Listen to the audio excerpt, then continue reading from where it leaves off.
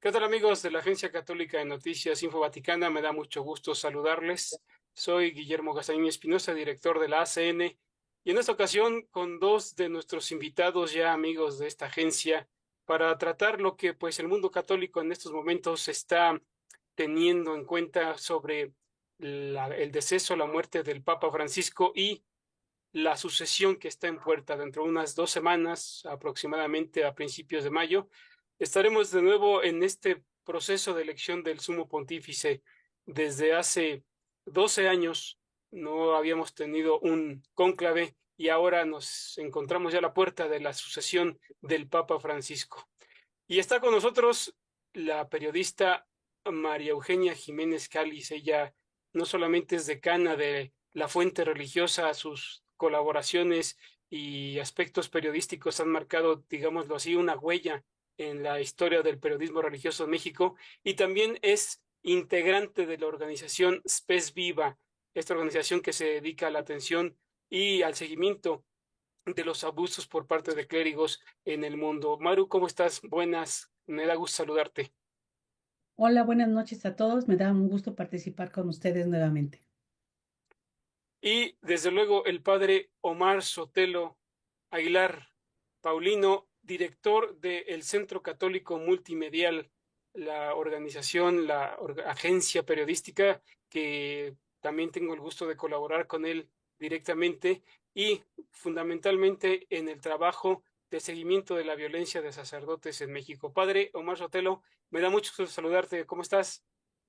Memo, ¿qué tal, Maru? ¿Cómo estás? Saludos a todo el auditorio. Y felices Pascuas, ¿eh? Felices Pascuas a todos. Felices Pascuas igualmente, padre. Pues Bueno, entramos en materia. Hace unas horas el Papa Francisco todavía estaba celebrando la Pascua de nuestro Señor el domingo pasado y pues en las primeras horas del lunes fallece ya como consecuencia de un progresivo deterioro de su salud. Las primeras impresiones acerca de este pontificado. Vamos contigo, Maru Jiménez. ¿Cómo ves esta transición y qué evalúas tú del Papa Francisco, que no es fácil en 12 años de pontificado? no fue fácil para él estos 2 años del pontificado. Él llegó a ser papa con un gran trabajo encima, su sello pastoral, hacia los pobres, hacia toda esta pastoral social de la iglesia, lo mantuvo durante los 12 años. Desgraciadamente, a pesar de las reformas que él trataba de instaurar, que algunas logró, algunas deja medias, pues no logró concretar este gran proyecto que él tenía al ser elegido papa, ¿no? En un principio se le llamó que era un papa reformador, se le calificaba mucho de esta forma. Sin embargo, en el transcurso del tiempo nos fuimos dando cuenta de que realmente no pudo llegar a obtener esas reformas que él había señalado. Sentó algunas bases, sobre todo en materia económica para el Vaticano, toda esta fiscalización. Logró hacer algunas reformas al interior de la curia romana, que era una preocupación especial que él tenía desde antes de ser papa y había manifestado algún malestar sobre esta forma de trabajar de la curia vaticana. En el aspecto social puso mucha atención sobre todo en los pobres. Su primer viaje a la Pedusa para ver a los migrantes fue muy significativo, llamó mucho la atención y fue como que algo que marcó su rumbo. Sin embargo, en cuanto a los abusos sexuales, como lo comentábamos, se veía mucha expectativa en él. Es algo que trató de reformar. Desgraciadamente no tuvo el apoyo de las conferencias episcopales ni de los obispos para dar pasos más adelante en ese sentido. Se quedó estancado en proyectos, en documentos que muchos de los obispos en los países no lo respetan, ¿no? México es un caso muy concreto, más adelante podríamos hablar con esto. Es un papa que creó mucha expectativa, un papa con una imagen carismática, de mucha comunicación, un lenguaje sencillo que logró identificarse con los más pobres, que logró abrir nuevos caminos en la Iglesia Católica, en África, en Asia, aquellos lugares que a él importaban, donde el resurgimiento del catolicismo se está dando. Desgraciadamente en Europa esta descristianización se sigue continuando. Latinoamérica estamos como parados todavía, pese a que hay cifras de que crecemos mínimamente, o realmente son cifras que no se pueden constatar un crecimiento. Fue un papa que trabajó mucho a favor de los pobres, que cuestionó la geopolítica mundial, trató siempre de tender puentes de manera diplomática para estar siempre presente en las manifestaciones de paz. Tuvo algunos altercados con algunos, bueno, no altercados, algunas diferencias con algunos gobernantes, pero logró limar ese tipo de asperezas. Sin embargo, tampoco logró ser un gran líder para pacificar esas zonas de conflicto, pese a que él hacía sus esfuerzos, los gobernantes no le hicieron caso, ¿no? Además, Sotelo, ¿tú cómo das en un primer pincelazo la evaluación hacia el Papa Francisco en su pontificado estos 12 años? Es el Bueno, Papa, perdón, Adelante, Padre Omar. adelante, padre. Ujú. ciertamente Papa Francisco llega en un momento muy difícil en la historia de la Iglesia y yo siempre he dicho que los papas son electos para responder a las necesidades que la Iglesia va presentando en el histórico que les toca vivir, ¿no?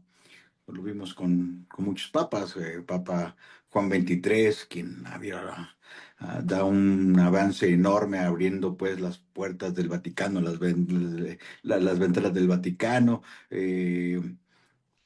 con el Papa Pablo VI, un hombre realmente un estadista, un hombre, una figura extraordinaria que va posicionando pues el pensamiento teológico de la Iglesia de una manera muy, muy específica, muy sustancial. Juan Pablo II, pues obviamente no se diga.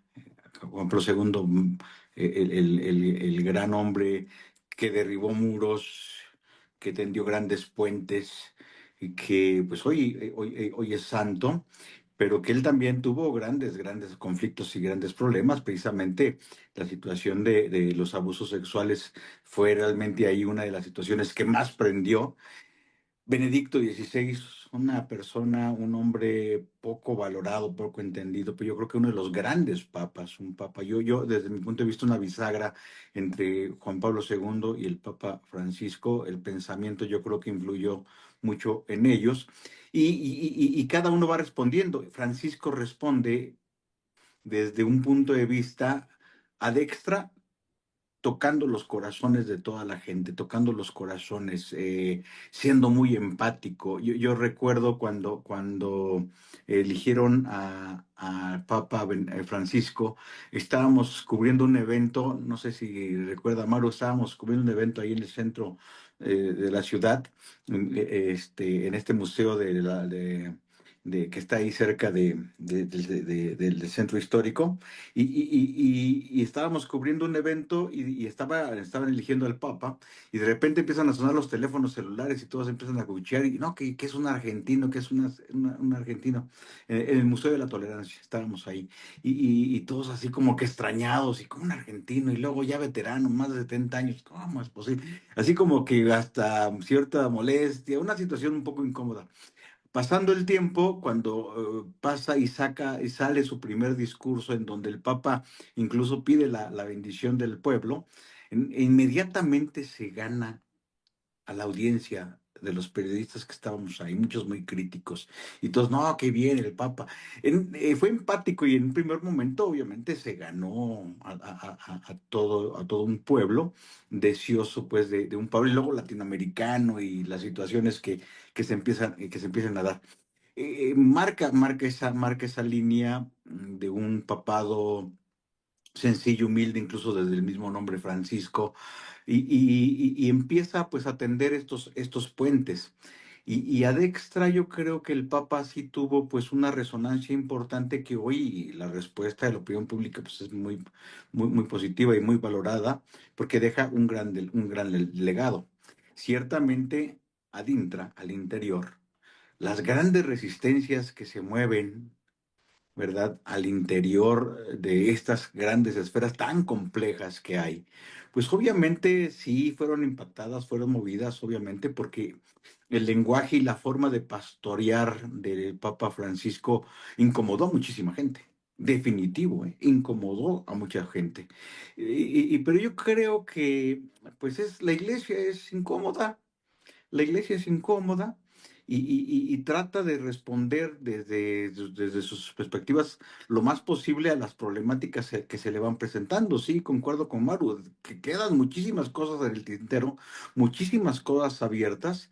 Sí, obviamente el Papa Francisco pues trató de hacer lo humanamente posible, pero esas grandes resistencias incluso que hay al interior son las que muchas veces pudieron detener o que causaran muchísimos problemas. Pero pues debemos de entender que la iglesia es un ser vivo, es un ser vivo, es un ser donde hay muchas formas de pensar, donde hay muchas formas, muchas corrientes, que muchas de ellas pues pueden chocar y contraponerse, y que son las cosas con las que el mismo Papa tuvo que batallar durante muchísimo tiempo. Pero pues bueno, en la balanza, en el peso, yo creo que el trabajo de Papa Francisco es un trabajo que se queda en el corazón de muchísima gente, y el reto que viene, pues ya lo veremos más adelante, de quien vaya a sucederlo, va a ser enorme, enorme, enorme, porque las situaciones, hay muchas cosas en el tintero que se quedaron y que pues obviamente pues se les tiene que dar respuesta, más en una sociedad cada día más crítica y que está pidiendo más respuestas, ¿no? Maru, tú decías, y con buena razón, que el Papa se abocó a reformar la curia romana, el gobierno de la Santa Sede, del Estado Vaticano. ¿Qué aspectos tú destacarías de esta reforma y qué no se logró? Evidentemente estamos hablando de una reducción del aparato curial y una reestructura de la organización de los diferentes dicasterios, dándoles un toque, según el Papa, y así también reformando los documentos, principalmente los de Juan Pablo II, que dan organización a la curia. ¿Qué aspectos podemos destacar de estas reformas que el Papa Francisco logró y qué no se logró? En esto estabas hablando tú de la fiscalización. Lo que se logró en cuanto a esta reestructuración, como bien dices, sí es una reducción de los, digamos así, de los empleados, los administrativos que estaban ahí. Y muchos de ellos también servían de espías, por decirlo una palabra, para los intereses de otros grupos de poder dentro de la iglesia. El haber hecho una depuración de alguna parte de ellos, también eso fue una forma de sanear todos estos inconvenientes, estos rumores o intrigas que en alguna ocasión desfavorecieron mucho el papado de Benedicto XVI. Esta forma de sanear, esta forma de tratar de agilizar que las comisiones pontificias trabajaran más ágilmente para dar una respuesta realmente a lo que la iglesia estaba necesitando en la actualidad, es algo que yo le veo algo positivo, que trató de agilizar todos los trámites y la burocracia eclesiástica dentro de la curia romana. La fiscalización, toda esta investigación que crea él una comisión con 9 cardenales que le ayudaran a investigar todas estas denuncias que había de fraude, estas salidas del Vaticano del dinero no muy claras, logró de alguna forma transparentarlas. Ese es un punto que a él le preocupaba y que creo que aquí sí lo logra. Aquí sí logra transparentar, hacer nuevos nombramientos y sobre todo en la materia administrativa, algunos nombramientos de mujeres, que ha sido un papel importante que la Iglesia Católica estaba ya solicitando desde hacía varios años y que con la presentación y la designación de mujeres en cargos directivos importantes le da un papel relevante a este sector de la Iglesia Católica que durante muchos años estaba pidiendo una apertura. No son cargos que digamos estructurales que se vayan a mantener si es que el nuevo Papa no los quiere sostener, pero por lo menos sí es una grieta que se abre para la participación de las mujeres a niveles directivos dentro del Vaticano.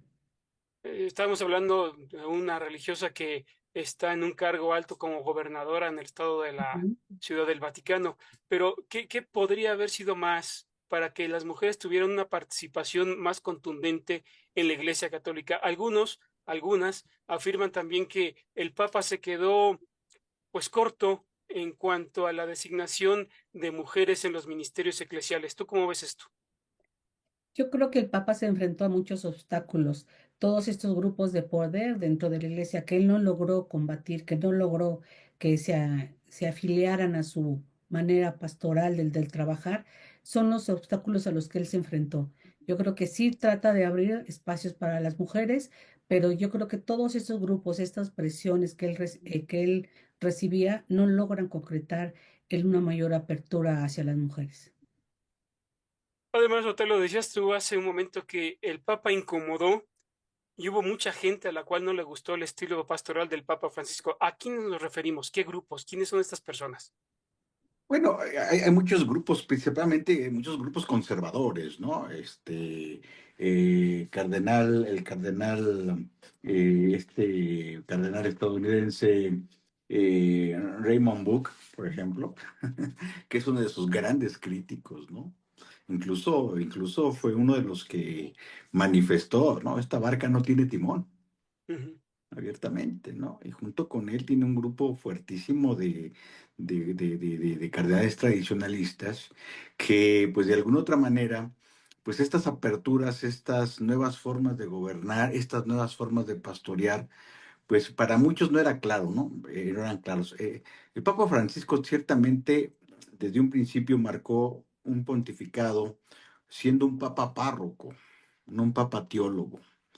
eh, se dejó ver pues que detrás de Francisco no había una librería, no había un stand de libros, sino un pueblo. Y esto como que pues obviamente el estilo latinoamericano se dejó ver, ¿no? Obvio que para muchos que de alguna u otra forma durante tanto tiempo pues veían detrás de su trabajo o su espíritu pues todo un sustento teológico, digo, valiosísimo obviamente, ¿no? Un sustento de una tradición, de una iglesia tradicional, como es la iglesia católica tradicional, empieza a tener este tipo de choques, de aperturas, de formas de pastorear no tan teológicas, porque incluso pues el Papa Francisco no era tan teólogo, Sí. era muy pastoral, era muy allegado, muy echado a la gente, ¿no? Y esa es la situación de la ruptura. Entonces, es lo que ahora pues vamos a ver en la nueva sucesión. ¿Quién toma pues papel desde qué perspectiva, desde qué sustancia se va a tomar en cargo para que pues la barca de Pedro pues continúe navegando con un timón que nos lleve pues a un buen puerto?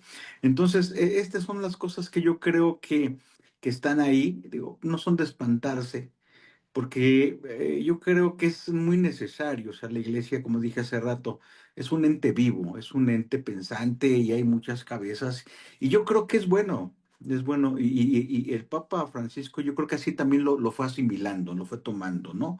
Y creo que aunque dejó mucho de ver, porque pues, es que es increíble todas las cosas que puedan pasar, y en 12 años parecerían mucho tiempo, pero realmente es poco. Juan Pablo II estuvo gobernando 26 años y dejó muchas cosas abiertas. No se diga Papa Benedicto, ¿no? Pero bueno, estas son las cosas que están dentro de esta iglesia y es el gran reto que pues vendrá más adelante y quien tome esa estafeta pues tendrá obviamente una gran montaña que escalar.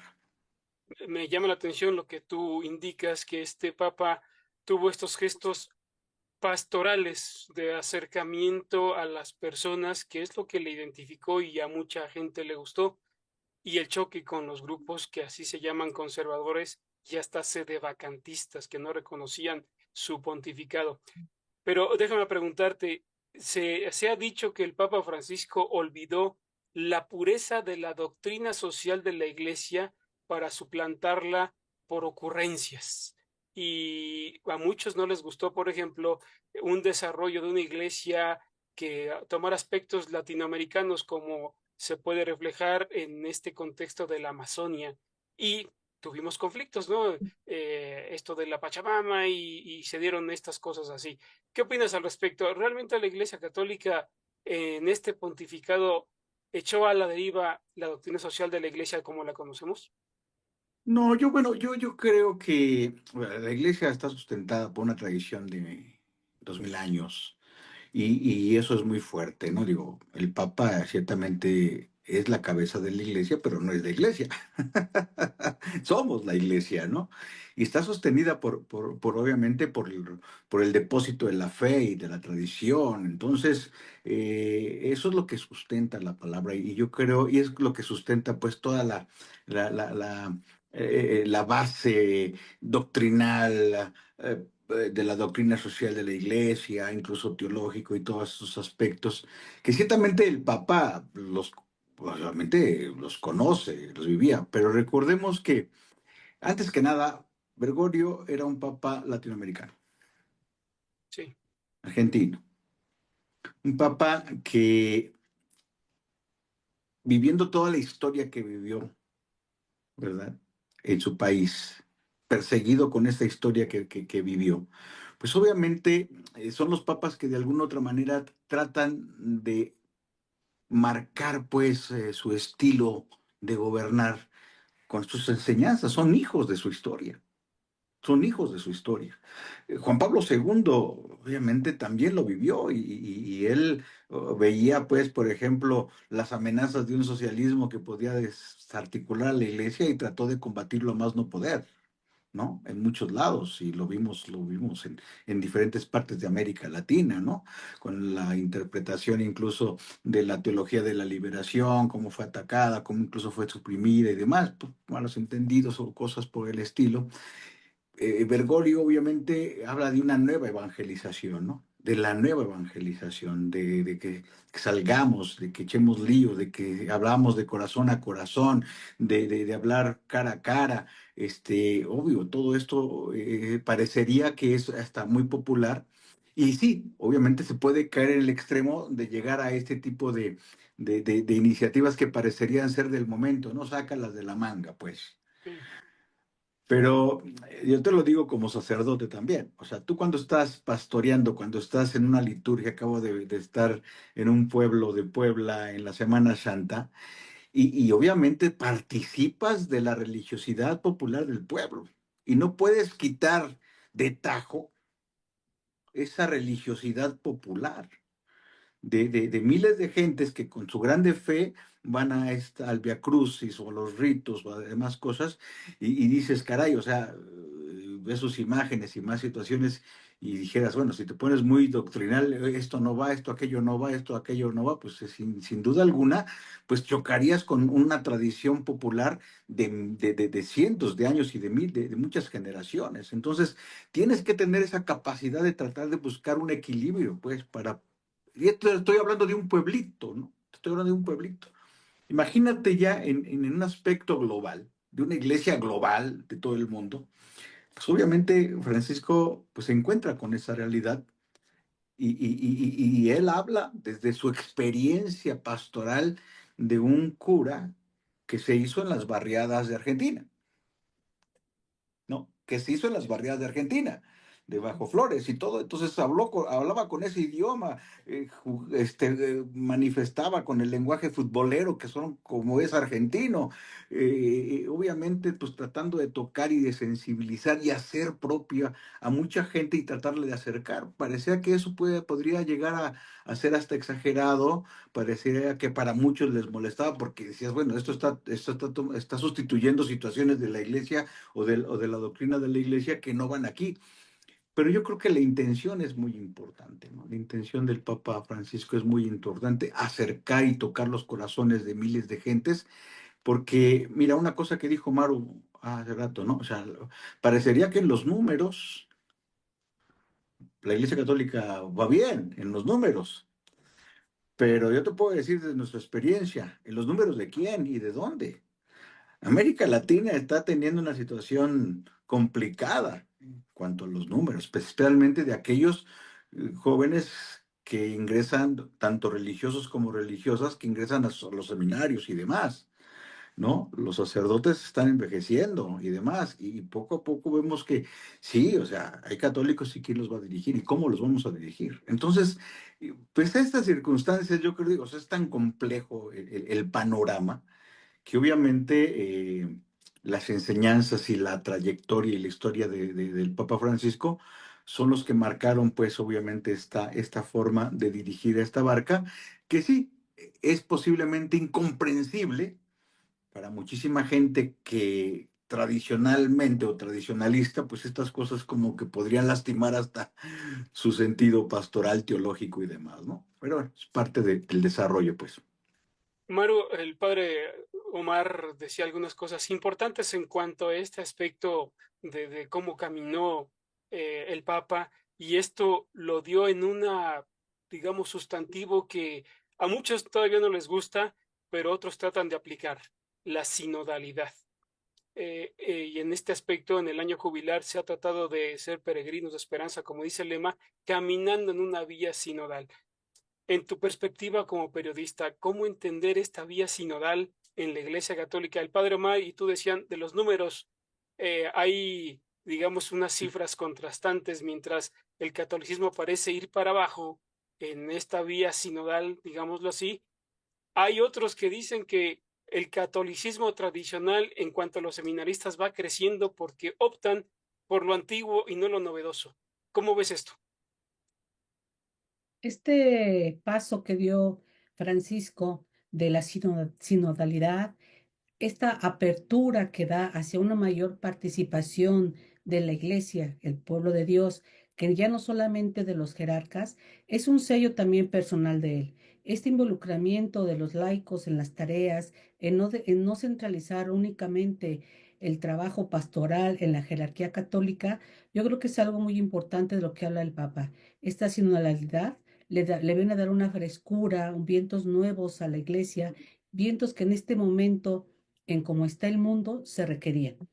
Yo creo que en este momento Francisco supo leer exactamente los tiempos en los que estaba viviendo la Iglesia Católica y por eso da esta apertura a esta participación de los laicos, de mayor participación de las religiosas, de las mujeres, de otras comunidades que fueron atacadas y que él de alguna forma las defendía y ambivalentemente en ocasiones, pero es una frescura que la Iglesia ya necesitaba toda esta participación, no estarnos centrando únicamente en el trabajo de la jerarquía, porque además él llamó a los obispos a que fueran pastores de un rebaño, que fueran pastores de las ovejas, no únicamente que estuvieran sentados atrás de los escritorios. Álvaro, también decías esto de las reformas inacabadas, pero tengo también en mi mente estas reformas que pretendió hacia grupos que tienen un poder en la iglesia, no solamente espiritual, sino también en su historia económico, posiblemente. Y me refiero, viene a mi mente el caso, por ejemplo, del Opus Dei. El Papa Francisco enfrentó al Opus Dei y le dio, lo sacó de su horma, la prelatura personal, para que se volviera a redefinir o a reconstruir, e incluso, por ejemplo, no le dio un obispo prelado. Eh, no estamos entrando aquí como en una contradicción de construir lo que se había, lo que funcionaba en la iglesia para tener otras formas que en estos momentos están pues paralizadas, por ejemplo, con estos grupos como por ejemplo el Opus Dei, como te decía. Yo creo que era en algunas congregaciones era necesario algunos ajustes y deben continuar. En el Opus Dei, desde hace tiempo, se había solicitando algunas reformas por parte de algunos grupos. Francisco tomó la decisión de hacerlo. Sin embargo, con otras congregaciones no lo hace. Por Así es, ejemplo, se esperaba que tuviera una mano más fuerte con los legionarios de Cristo. así es. No fue así, al contrario, les da un cardenal que está en la Curia Vaticana. Entonces, habría que entender por qué Francisco hace esto, por qué una diferencia tal con los legionarios de Cristo que te venía toda esta historia oscura de su fundador, Marcial Maciel, todo este manejo oscuro también de sus finanzas, y por qué al Opus Dei no es una forma, digamos, de castigar, es una forma como de darles un nuevo camino, ¿no? Y te digo, hay otras congregaciones que tienen que redefinir su camino. Yo creo que ahí también le faltó tiempo a Francisco para no solo irse con el Opus, sino con otras congregaciones, incluso algunas mexicanas, que al parecer empiezan como a que andaron un camino, pero que se quedan paradas con la muerte de Francisco. Y ya que la pregunta aquí sí es, ¿por qué a los legionarios sí y por qué al Opus Dei no? Sí, inclusive algunos dicen que tuvo mano implacable con estos grupos y a otros les dio vía ancha sin ninguna otra disposición. Eso es una de las cosas que tal vez sea de los oscuros planteamientos en este pontificado. Vayamos nada más a un aspecto que creo que es de interés para todos nosotros como mexicanos, la visita del Papa a México, la única que hizo poco tiempo después de su ascenso al pontificado. Tú cubriste la visita, Maru. ¿Cómo ves? ¿Qué recuerdas de esa visita? Recuerdo que no se le entregó tanto el cariño como a Juan Pablo II porque él tenía un talismán diferente, pero a diferencia de Benedicto XVI, sí. Su estilo pastoral de Benedicto muy serio, pese a que trataba de acercarse al pueblo, sentí como que en ocasiones no lo lograba.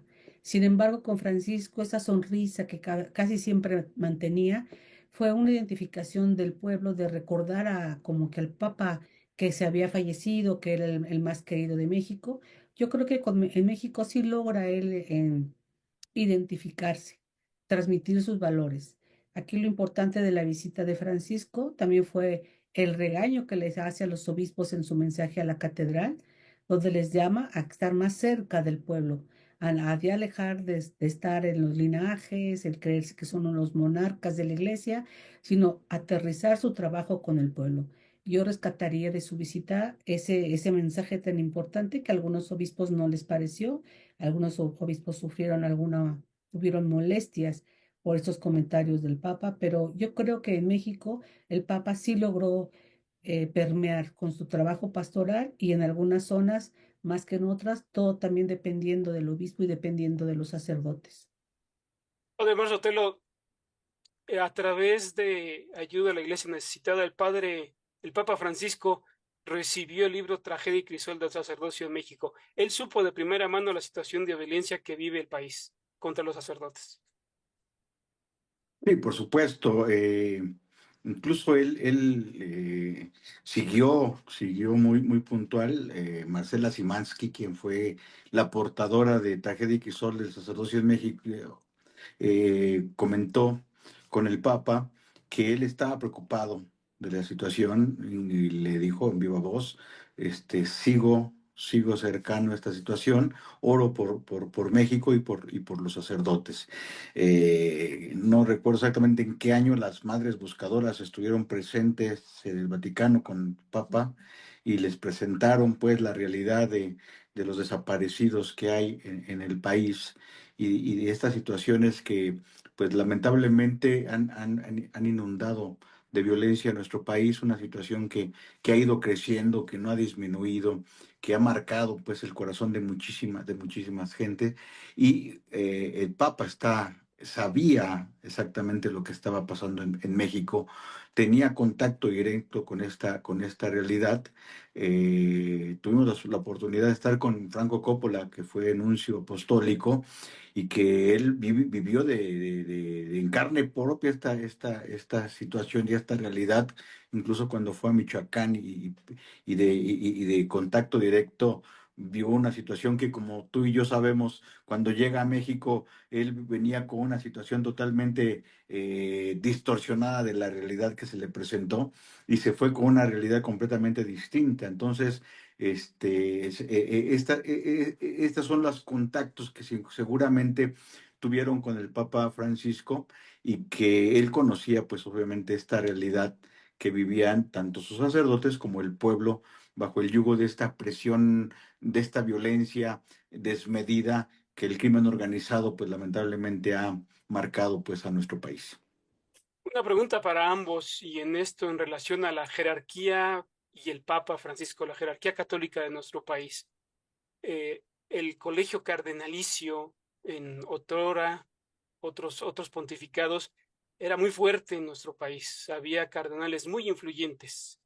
Hoy llegamos con un cuerpo cardenalicio mexicano, pues ya, de cardenales eméritos. Los dos que tienen derecho a dar su voto en el cónclave, el arzobispo de Guadalajara y el arzobispo de México, están viviendo tiempo extra ya en sus gobiernos pastorales y el Papa Francisco solamente dotó de capelos cardenalicios a prelados eméritos, como el finado obispo de Jalapa, el cardenal Arismendi, también de emérito de San Cristóbal de las Casas, o también el emérito de Morelia, Suárez Inda.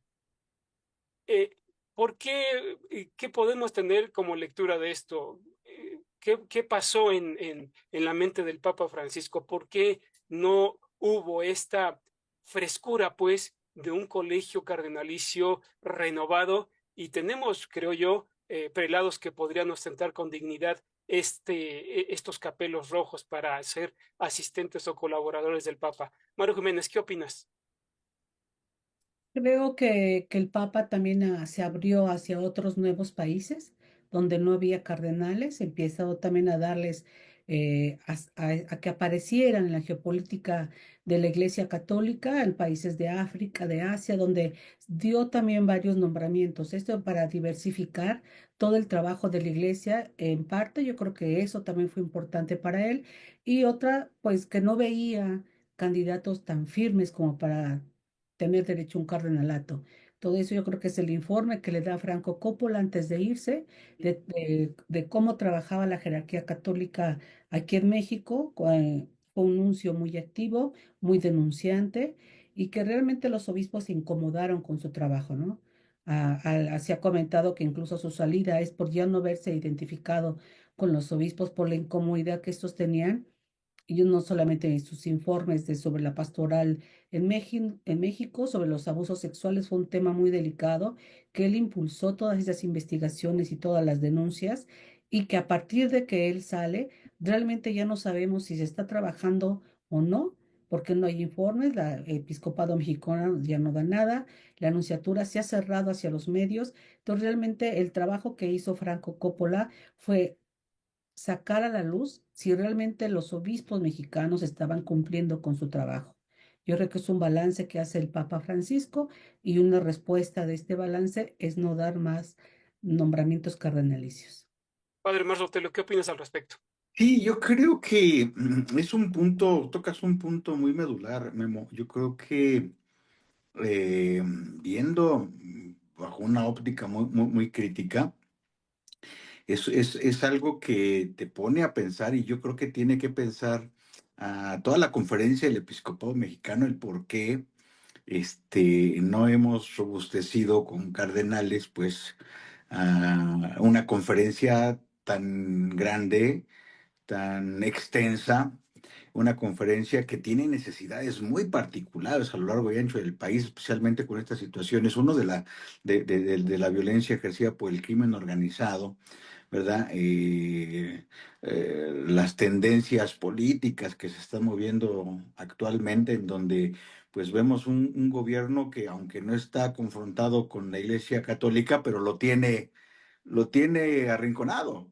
Lo tiene arrinconado, esto evidentemente. Yo siempre he dicho que quien ahorita ostenta la presidencia de la República de frente nunca se va a pelear con la Iglesia Católica, pero sí va a subsanar y va a apoyar grupos contrarios a, a las fuerzas de la Iglesia Católica en México, grupos abortistas, liberales LGTB y demás, ¿no?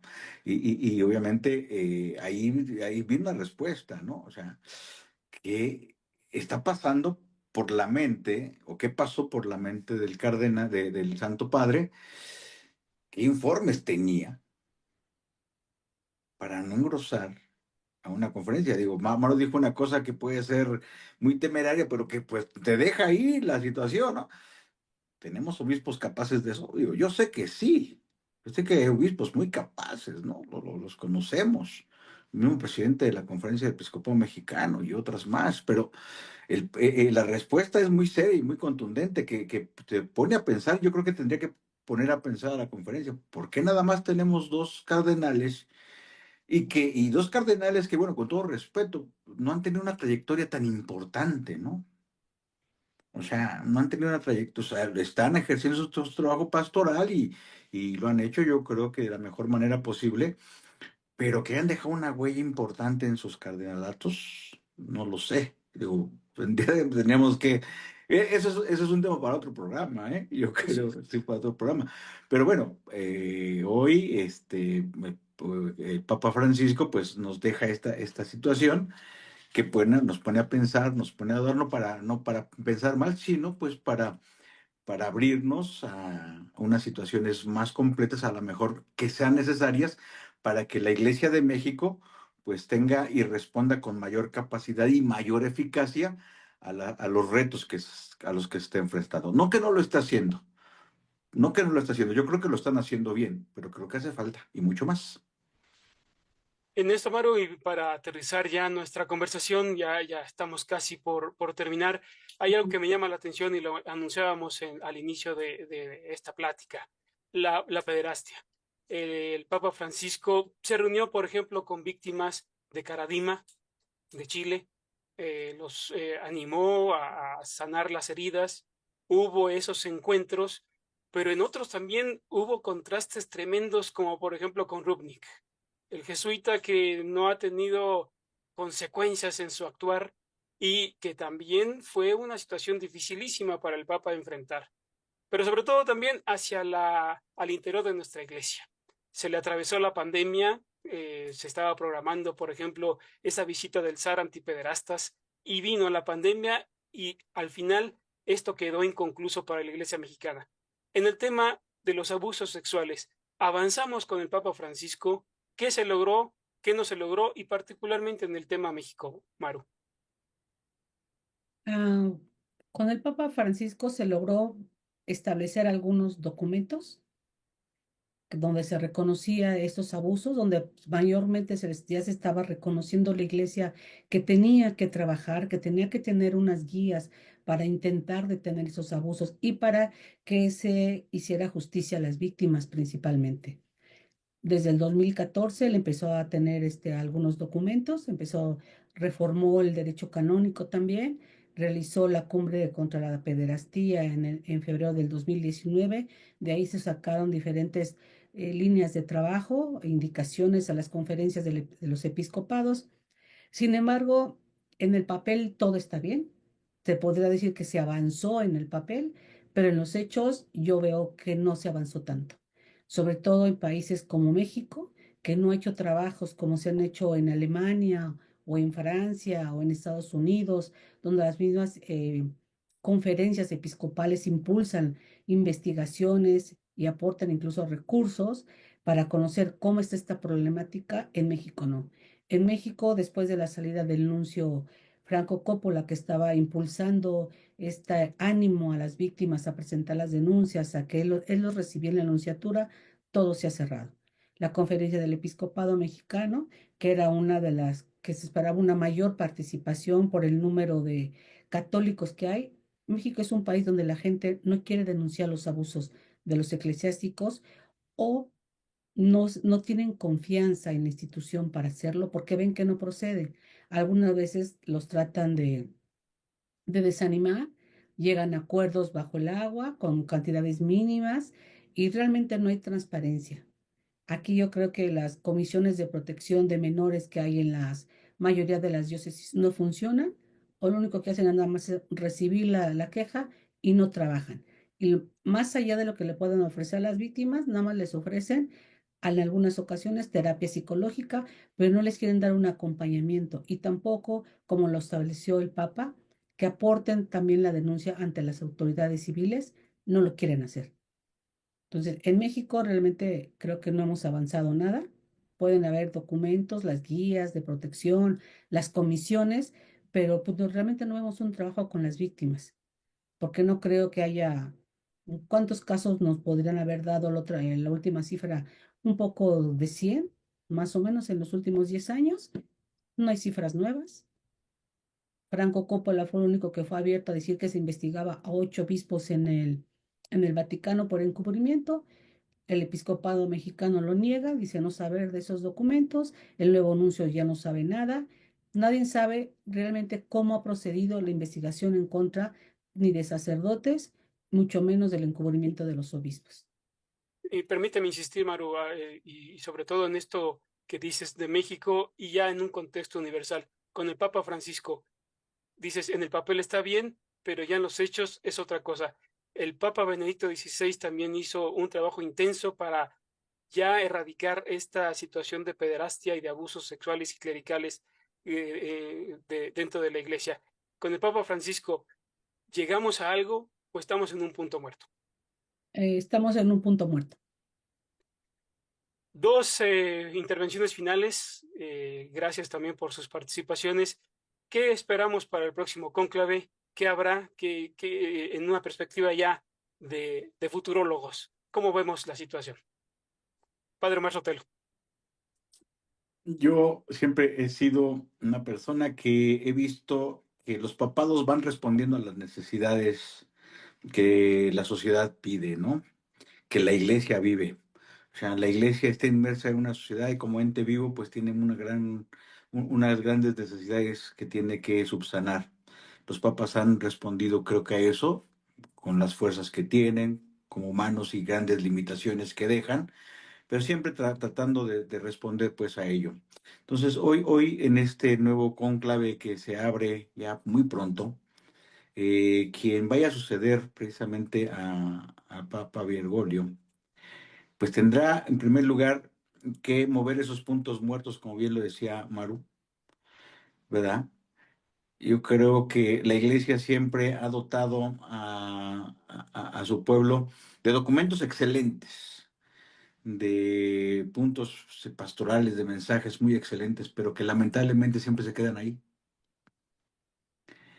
Yo creo que hoy tenemos, o la iglesia tiene que dar respuesta a salir de esos puntos muertos, a hacer realidad, a aterrizar muchísimos de estos mensajes y hacerlos realidad a una iglesia que lo necesita. Creo que Papa Bergoglio fue uno de los puntos positivos que tiene Papa Francisco de acercarse a la gente, de abrirle abrir las puertas, pero obvio, pues se queda, o sea, nunca es suficiente, ¿me entiendes? Nunca es suficiente.